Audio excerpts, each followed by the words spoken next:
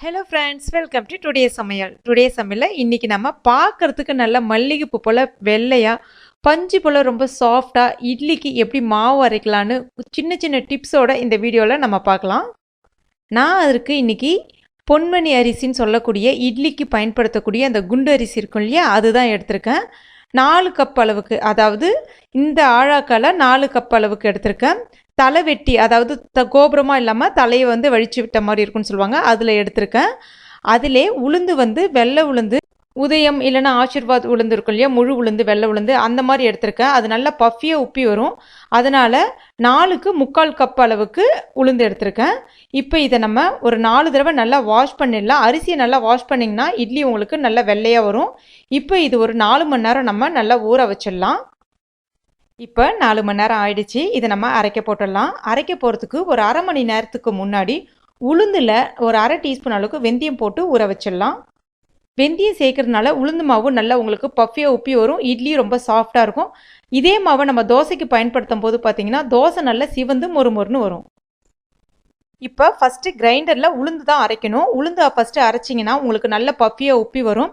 அந்த மாதிரி வேறு எந்த தண்ணியும் இதுக்கு பயன்படுத்த வேணாம். உளுந்து ஊறின பிறகு அந்த தண்ணியை கழுவி கீழே ஊற்ற வேண்டாம். அந்த தண்ணியை பயன்படுத்தி நம்ம உளுந்து மாவு அரைச்சிங்கன்னா உளுந்து நல்லா உங்களுக்கு பஃபியாக உப்பி வரும். ஏன்னா அந்த நுரைப்புத்தன்மை எல்லாமே அந்த உளுந்து ஊறின தண்ணியில் தான் இருக்குது.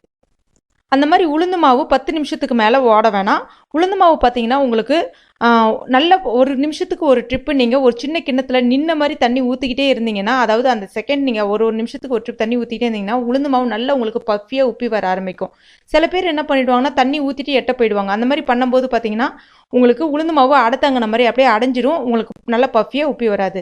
நின்று ஒரு 5 நிமிஷம் ஒரு நிமிஷத்துக்கு ஒரு ட்ரிப்பு ஊற்றிக்கிட்டே இருந்தீங்கன்னா நல்லா பஃபியாக உப்பிக்கிட்டே இருக்கும். நல்லா மாவும் சீக்கிரமாக அரைப்பட்டுரும்.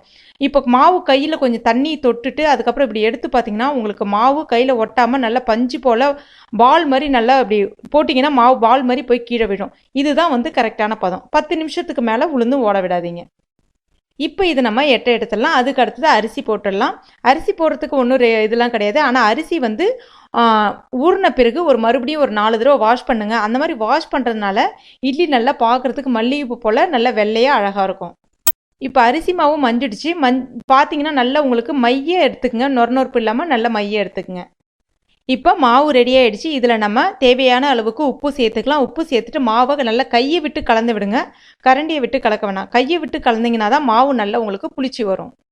இப்போ மாவு நல்லா கலந்து விட்டாச்சு. இது மேலே உப்பி வந்துடும். அதனால் இதை நம்ம வேறு ஒரு பவுலுக்கு கொஞ்சம் மாற்றிக்கலாம். மாற்றிட்டு இதை நம்ம இப்போ மூடி வச்சிடலாம்.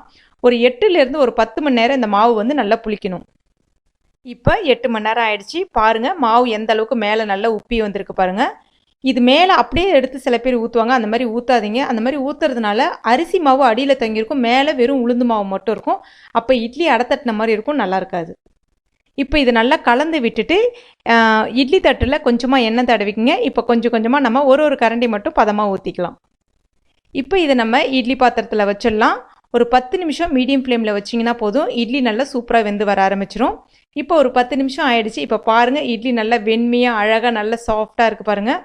கொஞ்சமாக தண்ணி தெளிச்சுட்டு அதுக்கப்புறம் எடுங்க. இது உடனே எடுக்காதீங்க. கொஞ்சம் ஆறுனதுக்கப்புறம் ஸ்பூனில் கொஞ்சம் தண்ணி தொட்டுக்குங்க. தண்ணி தொட்டுட்டு அதுக்கப்புறம் எடுத்திங்கன்னா நல்லா ஸ்பாஞ்சியாக இட்லி இருக்கும். இட்லி தட்டிலையும் ஒட்டாமல் அழகாக வரும். இப்போ நம்முடைய மல்லிகைப்பூ போல் பஞ்சு போல் இட்லி ரொம்ப அருமையாக ரெடி ஆகிடுச்சு. நீங்களும் உங்கள் வீட்டில் இந்த டிப்ஸோட மாவு அரைச்சி பாருங்கள், ரொம்ப அருமையாக இருக்கும்.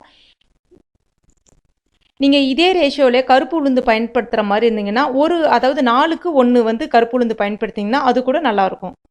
சில பேருக்கு இதெல்லாம் பண்ணியும் இட்லி சாஃப்டாக வராது. அவங்க உளுந்து மாவு அரைக்கும் போது 2-3 ஐஸ் க்யூப் போட்டு அரைச்சிங்க அப்படின்னா இன்னும் நல்லா சாஃப்டாக பஞ்சு போல் இருக்கும். என்ன ஃப்ரெண்ட்ஸ், நான் சொன்ன இந்த ரெசிபி உங்களுக்கு பிடிச்சிருச்சுன்னா மறக்காமல் இந்த வீடியோவை லைக் பண்ணுங்கள், ஷேர் பண்ணுங்கள், கமெண்ட் பண்ணுங்கள். மறக்காமல் இந்த சேனலை இது வரைக்கும் நீங்கள் சப்ஸ்கிரைப் பண்ணாத நண்பர்களாக இருந்தீங்கன்னா உடனே சப்ஸ்கிரைப் பண்ணிங்க. கூடவே அந்த பெல் நோட்டிஃபிகேஷன் சிம்பிளையும் ப்ரெஸ் பண்ணிக்கங்க. தேங்க்யூ.